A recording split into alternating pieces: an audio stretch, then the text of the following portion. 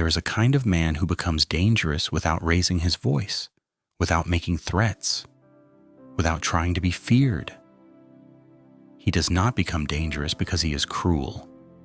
He becomes dangerous because the world can no longer reach the place inside him where fear used to live. Insults do not move him. Praise does not intoxicate him. Pressure does not scatter him. When a man can no longer be disturbed, he becomes difficult to control. In ancient Japan, the warrior was not trained only to hold a sword, he was trained to hold himself. The blade was only an extension of the mind, and if the mind trembled, the hand would follow. A samurai who could not master his anger, his fear, his pride, or his hunger for approval was already defeated before the first step was taken. This is why the deeper teachings of the warrior path were never merely about combat.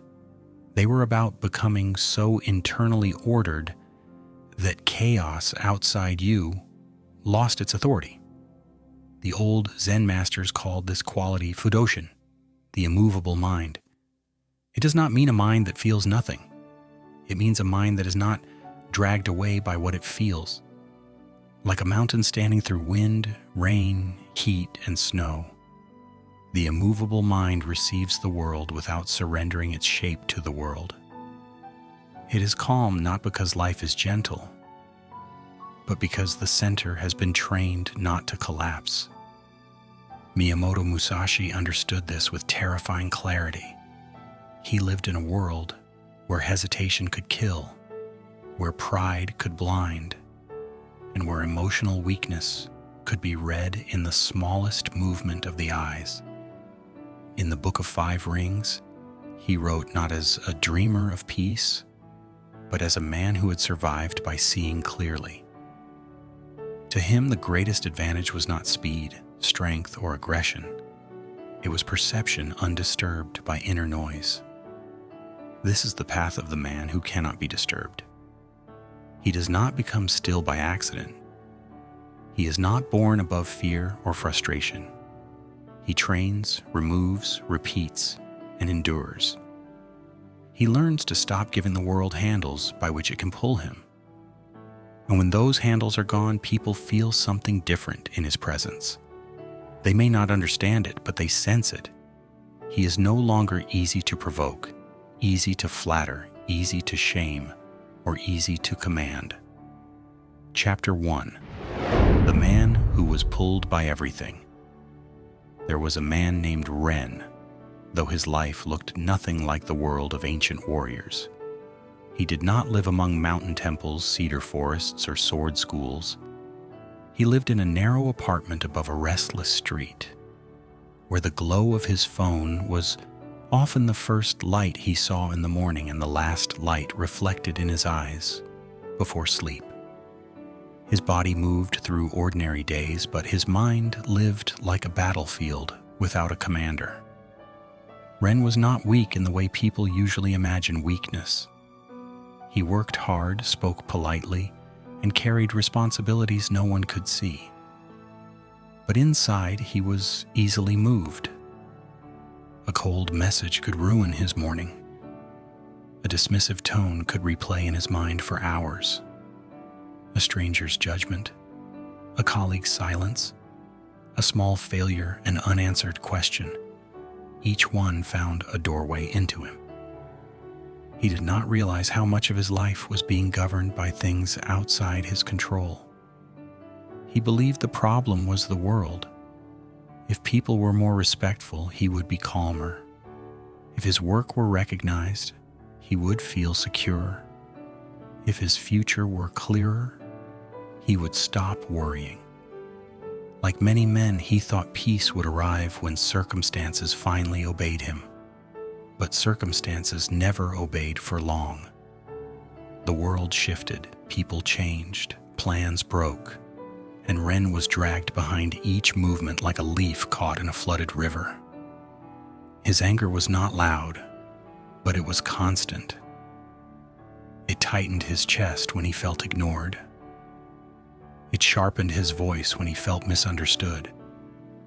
It made him rehearse arguments in silence. imagining what he should have said and how he might prove himself next time. He mistook this inner noise for strength. He thought a man who defended himself in his mind was a man with self-respect. In truth, he was being commanded by every wound he refused to examine. One evening, after a long day of small humiliations, Ren walked through the city with no destination.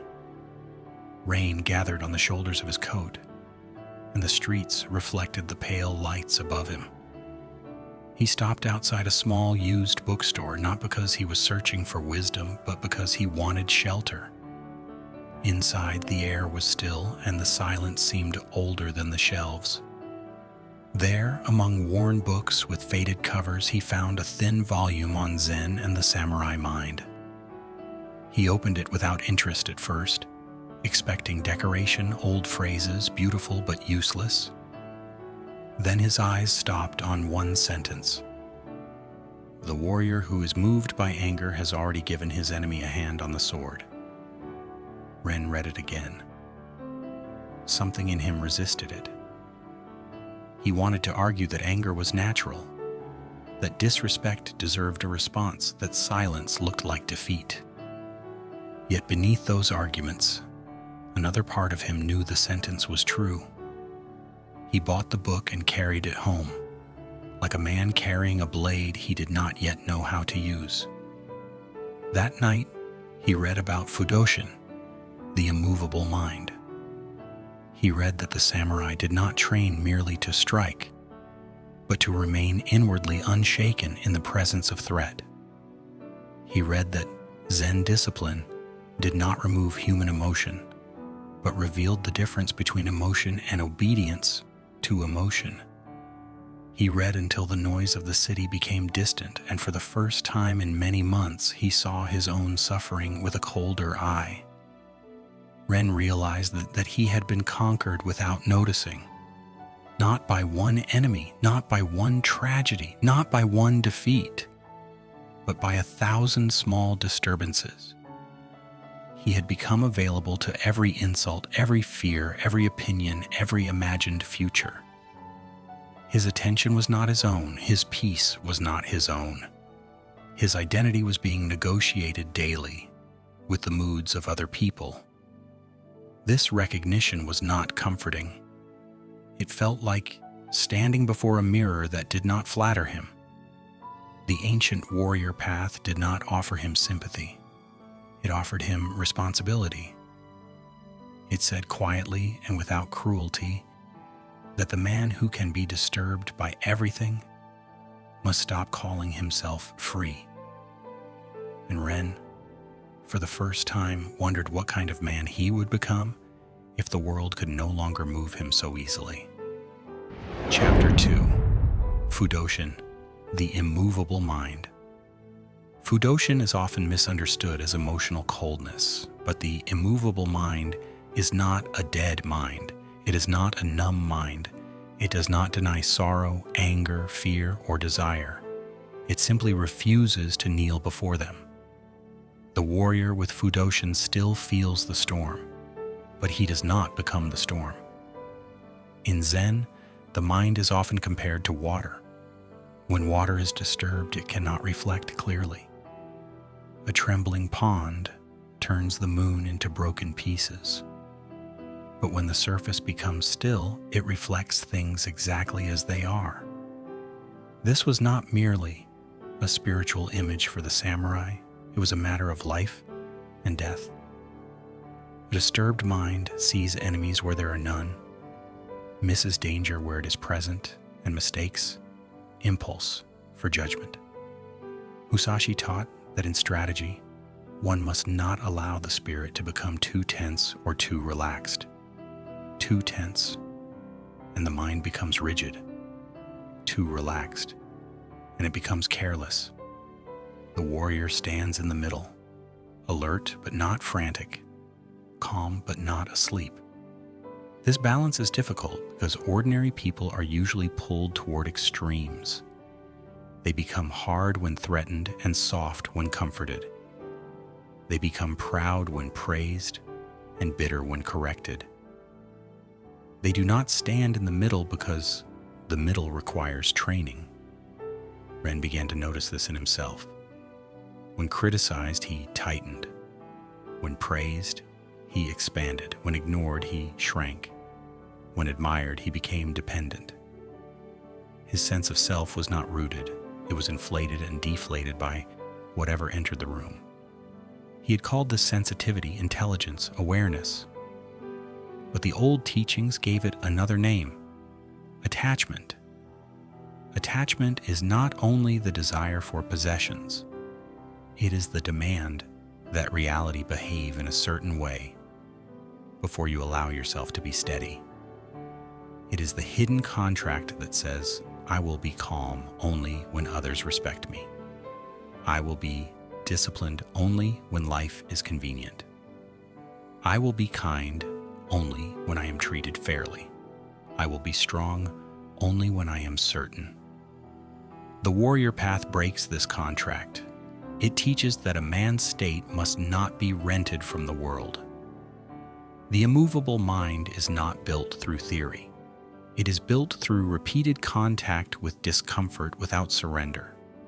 A man practices by being misunderstood and not rushing to correct the image.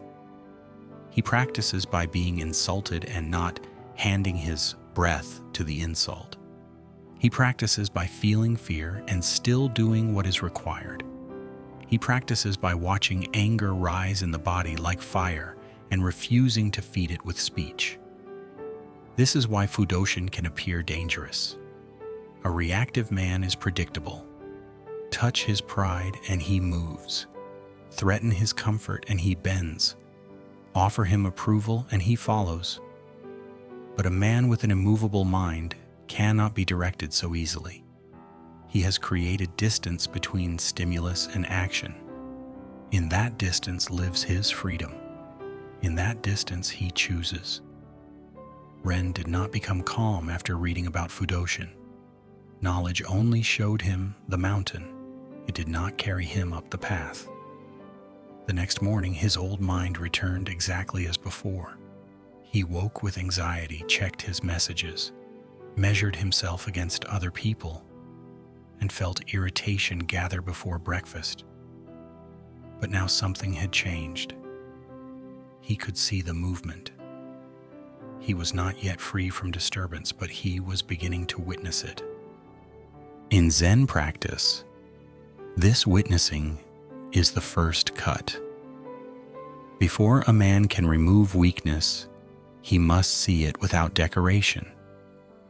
He must stop defending it, stop naming it personality, stop calling it the fault of others. The samurai did not polish a cracked blade by pretending it was whole. He examined the flaw directly. Ren began to understand that his agitation was not proof of depth. It was proof of training left undone. Chapter 3. The enemy that lives inside reaction. The first enemy on the warrior path is not fear, it is reaction. Fear can be observed, understood, and walked through. But reaction moves before observation. It steals the body before the mind has awakened. A man reacts, then calls it honesty. He reacts, then calls it strength. He reacts, then spends the rest of the day justifying the fact that he was not master in his own house. In Bushido, self-control was not a decorative virtue. It was the foundation beneath honor. A warrior who could not govern his own impulses was dangerous in the wrong way. He brought disorder to his lord, his family, his companions, and himself. The disciplined man was expected to carry emotion without spilling it carelessly onto the world. This did not mean hiding from truth. It meant truth had to pass through the gate of mastery before becoming action. Ren's first practice was simple, almost humiliatingly simple. He made one rule: when disturbed, do not answer immediately. No message sent in anger, no defense spoken while the heart is pounding.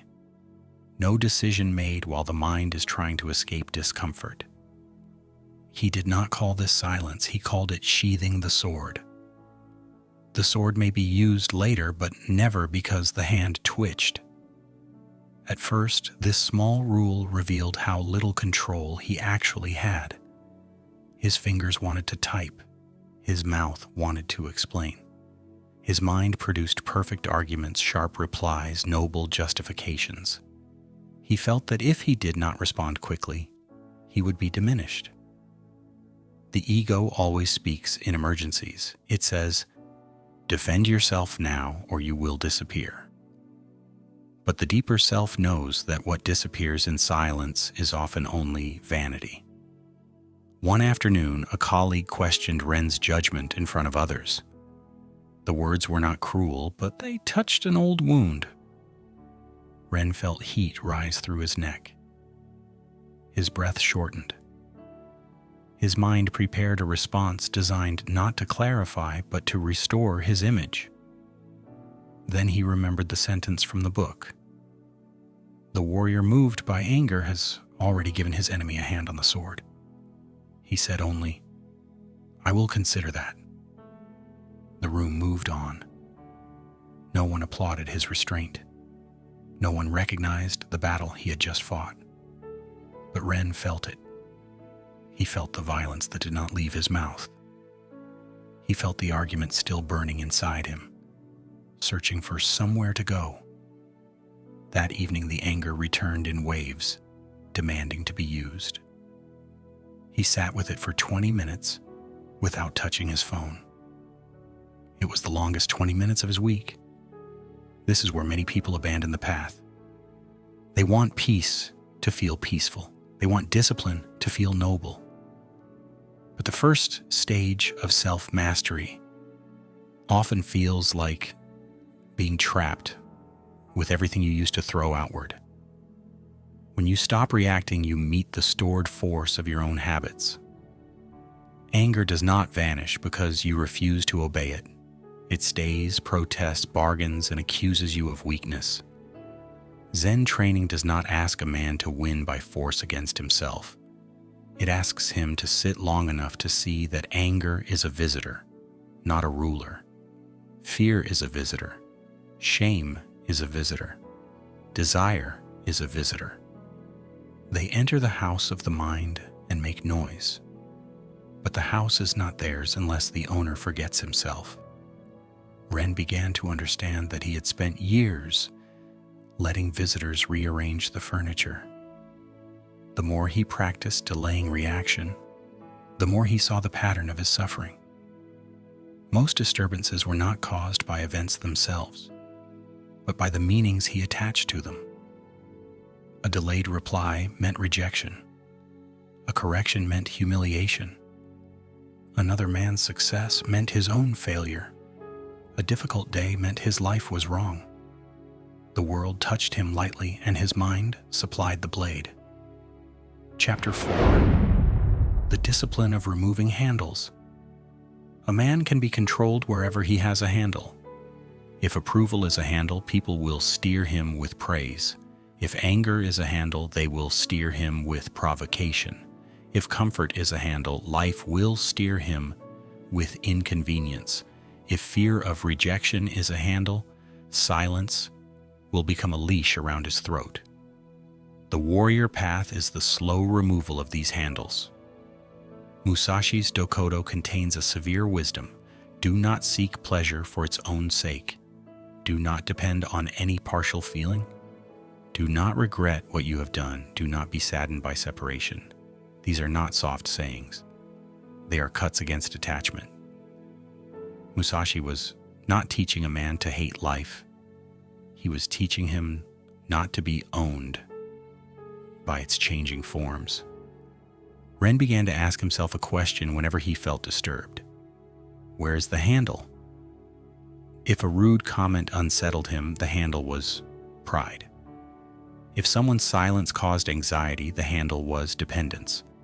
If a small inconvenience ruined his mood, the handle was comfort. If another person's success caused bitterness, the handle was comparison. This question became sharper than any excuse. He He saw that he had confused preferences with needs. He preferred respect, but he didn't need universal respect to act with dignity.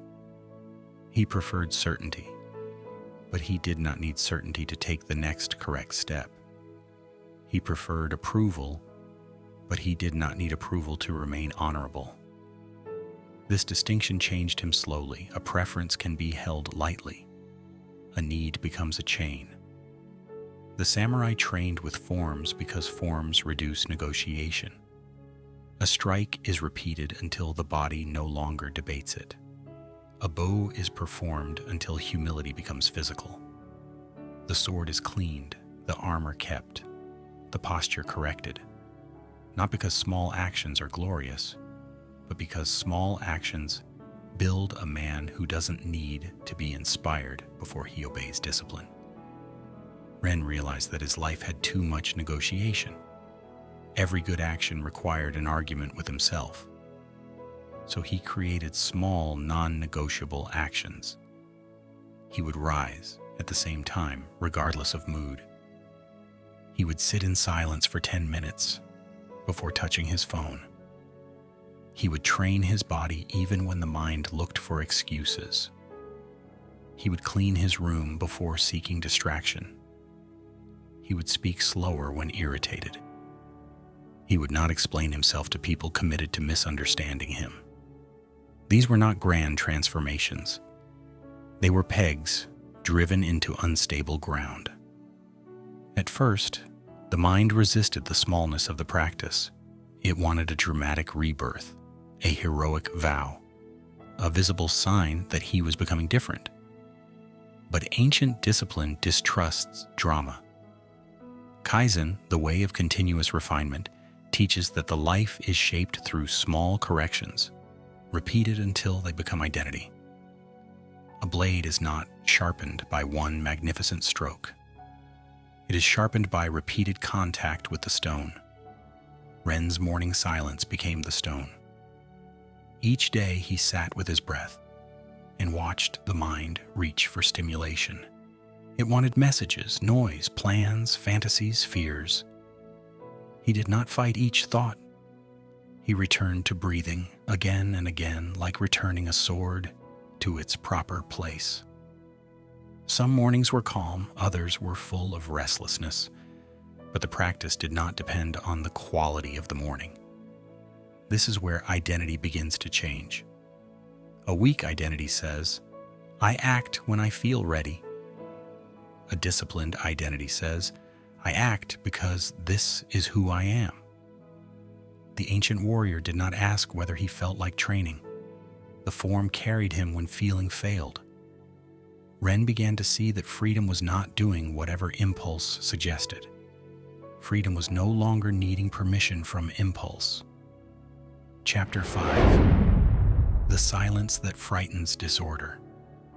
Silence is often mistaken for emptiness, but in the disciplined man, silence has weight. It is not the silence of fear, confusion, or suppression. It is the silence of a mind that does not need to throw itself outward to prove its existence. In the old warrior traditions, speech was not treated casually. Words revealed the state of the spirit. A man who spoke too quickly often showed that he was still trying to command attention because he had not yet commanded himself. Ren had always explained himself. He explained his intentions, his decisions, his emotions, his boundaries, his worth. He believed explanation would protect him from being misjudged. But the more he explained, the more dependent he became on being understood. Every misunderstanding felt like a wound. Every false impression became a fire he had to extinguish. He lived as if his soul were on trial before an invisible court. One day, after an argument with someone close to him, he felt the old hunger to prove his goodness. He wanted to send long messages, to arrange the facts, to make his inner world visible enough that no one could accuse him unfairly. Then he stopped. He asked, "Is this truth, Or is this fear wearing the mask of truth? The answer came quietly. Much of what he wanted to say was not communication. It was a plea to be released from discomfort. Zen does not forbid speech. It purifies it. Speech should emerge from clarity, not compulsion. The warrior does not remain silent because he has nothing to say. He remains silent until the thing within him is clean enough to be said without attachment to victory. This is a severe discipline. Many people speak not to express truth, but to reduce inner tension. Their words are not offerings. They are escapes. Ren began practicing 3 gates before speaking. Is it true? Is it necessary? Is it spoken from steadiness? If one gate failed, he waited. Waiting revealed how much of his speech had been an attempt to manage other people's perceptions. He discovered that many things did not need to be said. Many defenses did not need to be made. Many invitations to conflict did not need to be accepted. This silence changed the way others experienced him. Some respected it. Some were unsettled by it. A reactive person often becomes uncomfortable around someone who will not join the storm. They may try harder to provoke, harder to accuse, harder to pull emotion from the still man, because his calmness exposes their disorder. This is why the undisturbed man can feel dangerous. He does not attack, but he reveals. There is a quiet power in refusing to mirror chaos. When someone brings anger and receives calm, their anger has nowhere to multiply. When someone brings disrespect and receives composure, their disrespect begins to look childish. When someone brings manipulation and finds no handle, the manipulation falls to the ground. The disciplined man does not need to punish disorder. His presence makes disorder visible. But silence must be honest. If silence is only resentment without words, it poisons the body. If silence is used to appear superior, it becomes pride in a monk's robe. The true silence of Fudōshin is not cold withdrawal. It is the refusal to act from disturbance.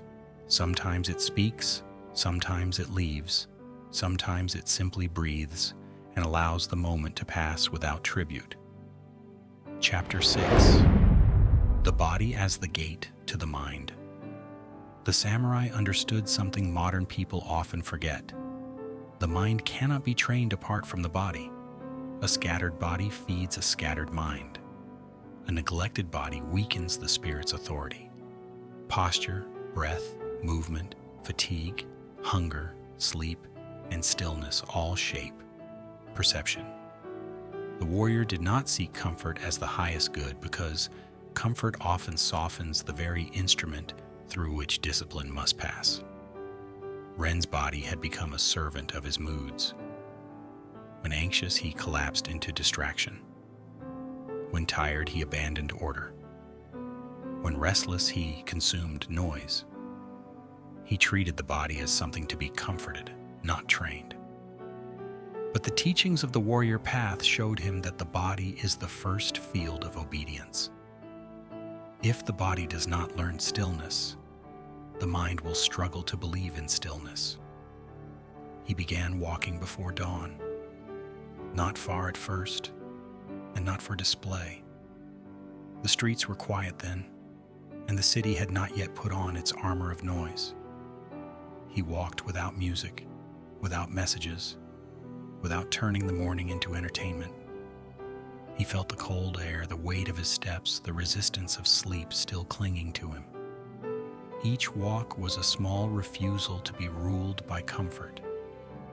At home, he practiced sitting upright in silence. This seemed minor until he noticed how quickly the body wanted to slump, shift, scratch, reach, adjust, escape. The body was full of tiny rebellions.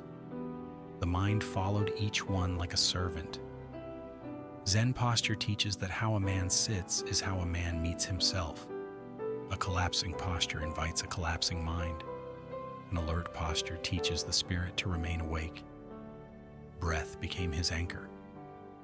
When disturbed, he placed attention on exhalation, long, slow, quiet, not dramatic, not mystical, just a return to the only part of the storm he could guide. In moments of pressure, breath gave him a doorway back into the body before the mind could run into old stories. He learned that a man who cannot control his breath will struggle to control his reaction. This was not about appearing calm. Appearance is easy to imitate. True calm must be practiced when no one is watching, when there is no reward, when the body complains and the mind bargains. A man who only performs discipline in public is still dependent on witnesses. The deeper training happens in private, where identity is formed without applause. The private life is the forge. Ren's small practices began to join together. Morning silence supported slower speech. Slower speech supported fewer reactions. Fewer reactions supported clearer perception. Clearer perception supported better choices. This is how transformation often happens, not as a single revelation, but as a system of small disciplines, strengthening one another. The warrior does not build one habit, he builds a way. Chapter 7. The sword that is never drawn carelessly. There is a principle in the warrior path that strength must not be wasted. A sword drawn for every insult becomes a servant of vanity. A mind that fights every shadow becomes exhausted before the true battle arrives. The disciplined man learns the difference between what demands response and what only invites reaction. This distinction protects his energy, dignity, and judgment. Ren had spent years fighting shadows. He fought imagined opinions, old conversations, possible futures, silent judgments, and the ghosts of people who were not thinking about him at all. His mind was a battlefield, even on peaceful days. He believed vigilance would protect him, but much of his vigilance was only fear wearing armor. He was not prepared. He was consumed. Musashi wrote of timing, rhythm, and seeing the whole field. A warrior who moves at the wrong time, even with skill, creates his own defeat. This applies beyond combat. Many people act at the wrong time because discomfort commands urgency. They speak before seeing. They decide before understanding. They leave before learning. They fight before discerning whether a fight exists. Ren began practicing delayed judgment. When something disturbed him, he did not immediately name it disaster, disrespect, rejection, or failure. He allowed the event to remain unfinished in his mind.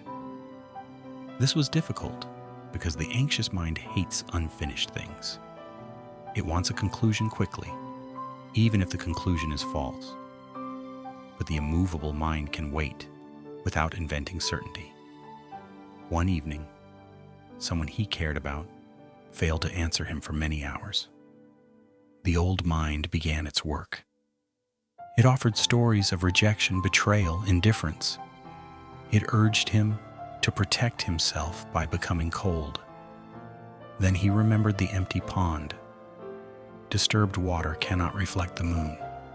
He placed the phone away and returned to the room he was in. He cleaned, ate simply, and sat. Later, the answer came. There had been no rejection. There had only been silence, and his mind had almost turned it into suffering. This taught him something he did not forget. Much of what disturbs a man is not happening. It is being constructed. The mind, untrained, is a master craftsman of unnecessary pain. It builds temples to fears that never arrive. It sharpens knives for conversations that never occur. It places enemies inside neutral spaces. The warrior does not believe every thought that enters the gate. The sword that is never drawn carelessly becomes more powerful. When a man stops wasting force on trivial disturbances, his true action gains weight. His yes becomes cleaner. His no becomes firmer. His speech becomes rarer and more trusted. His anger, when it appears, is no longer childish fire but a controlled signal that something real has been crossed. Chapter 8. The Death of the Old Self. Every serious discipline requires a death. Not the death of the body, but the death of an identity that has become too small for the path. Ren had built his identity around being understood, respected, and emotionally protected. He wanted strength, but he also wanted to keep every weakness that made strength impossible. This is the contradiction many people live inside. They want peace without surrendering the habits that create disturbance. The old self does not disappear politely. It returns in familiar voices. It says, "You are becoming cold." It says, "You are letting people win." It says, "You must defend your image." It says, "This discipline is unnatural." But the old self calls everything unnatural that threatens its rule. To a man accustomed to slavery, freedom first feels like loss. Ren faced this most clearly during a period of deep disappointment. Something he had worked toward did not happen. No dramatic tragedy, no public collapse, just the quiet closing of a door he had imagined would open. The old self wanted bitterness. It wanted comparison. It wanted to declare that the effort had been wasted. It wanted to return to the comfort of resentment, because resentment gives a man someone to blame. Instead, Ren returned to the simplest question. What is the next correct action? Not the most satisfying action, not the action that repairs pride, not the action that proves he was wronged. The next correct action. This question carried the flavor of Bushido. Duty before mood, form before emotion, step before story. He cleaned his space, completed the work still in front of him, and walked before dawn the next morning. This was not a triumphant moment. It was quiet, almost invisible, but something in him shifted. He realized discipline is most real when it receives no emotional reward. Anyone can act well when hope is abundant. The warrior is revealed when disappointment removes sweetness from the path and he continues anyway. This continuation is the beginning of true strength. Gammon teaches endurance with dignity.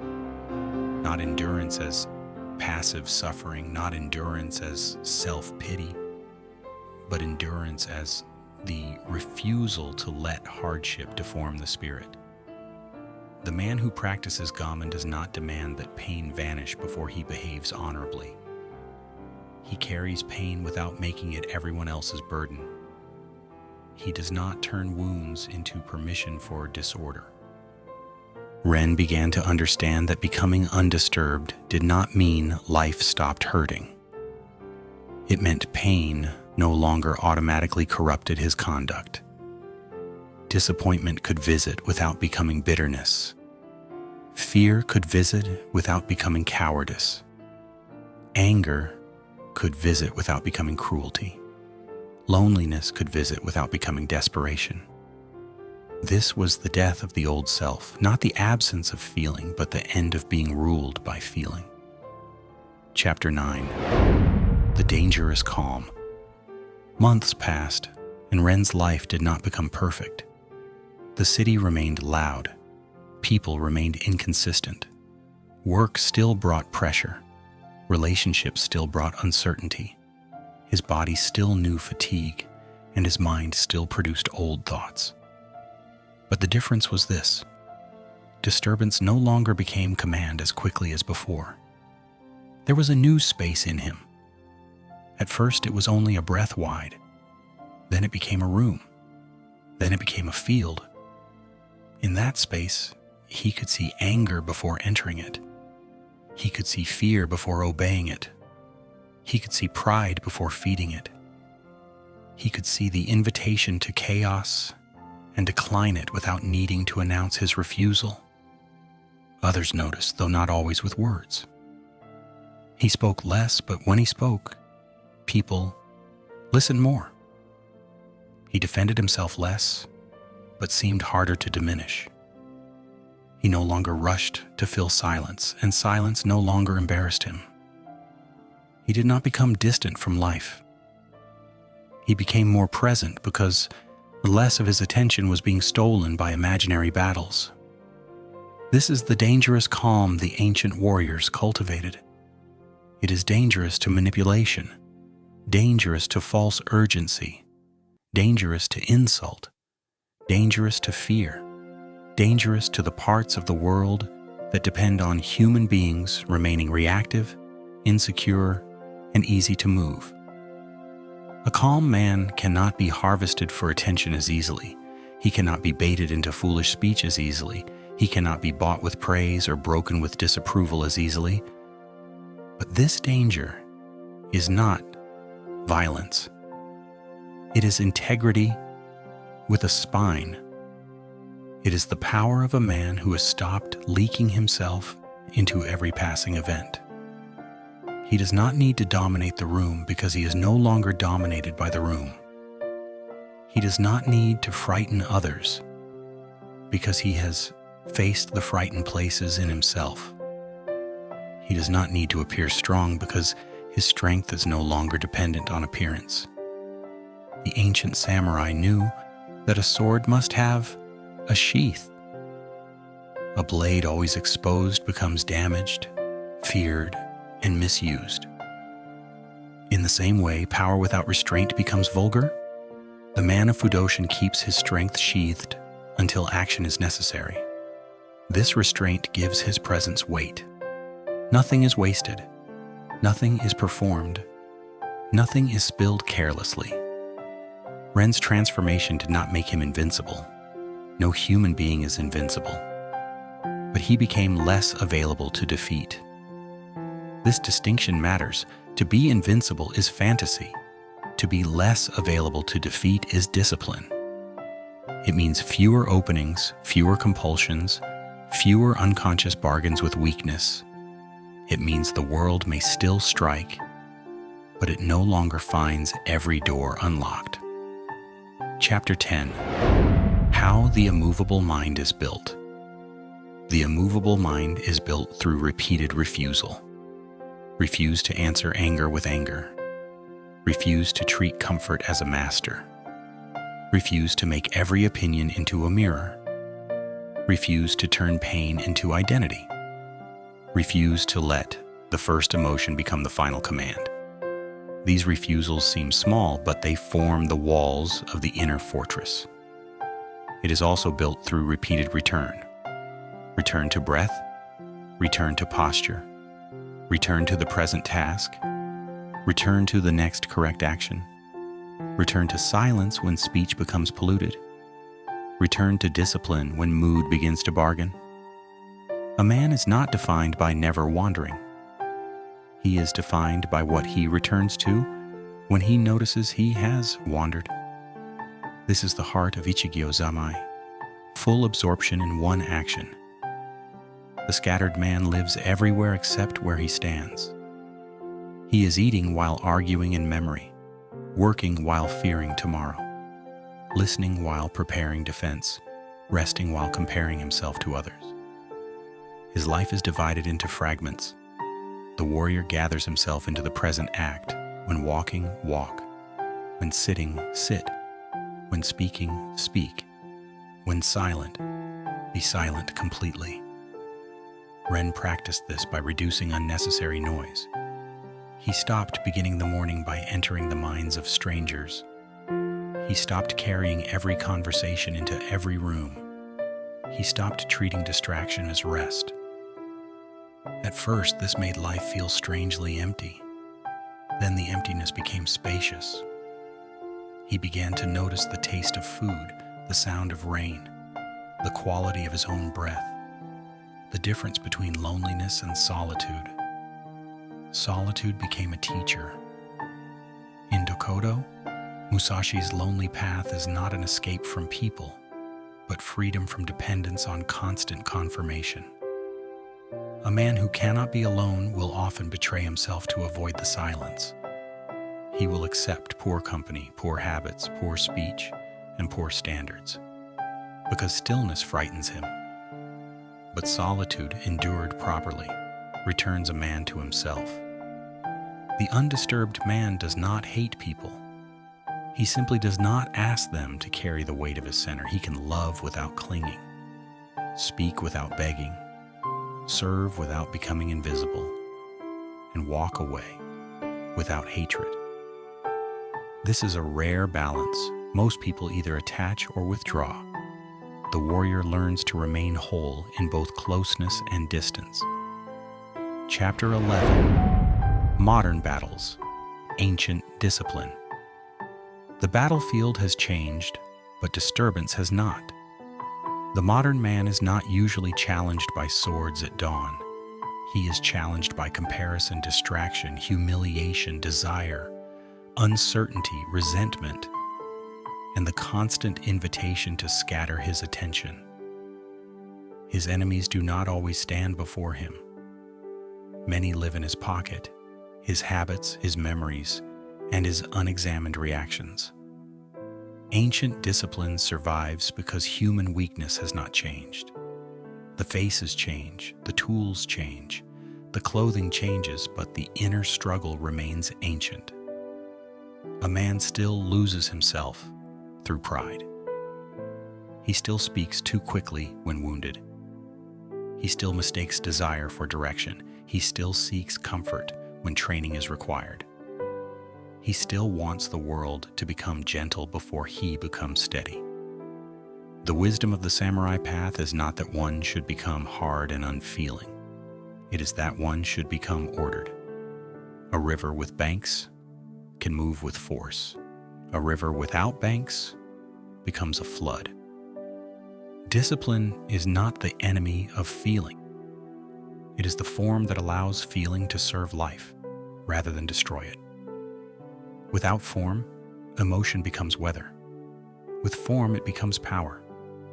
Ren learned that the first victory of each day mattered. Not because mornings are magical, but because the first act teaches the mind who commands whom. If the first act is surrender to distraction, the day begins with weakness. If the first act is silence, breath, order, or movement, the day begins with alignment. A man's life is shaped by what he repeatedly bows to. He also learned that elimination is often more important than addition. He did not need more techniques as much as he needed fewer leaks, less useless speech, less comparison, less immediate reaction, less indulgence of imagined insults, less negotiation with necessary action, less hunger to be seen. Each removal returned energy to the center. This is why the path feels severe. It does not decorate weakness, it cuts it away. But what remains after the cutting is not emptiness. What remains is simplicity. A man with fewer compulsions has more strength available for what matters. A man with fewer disturbances has more attention available for truth.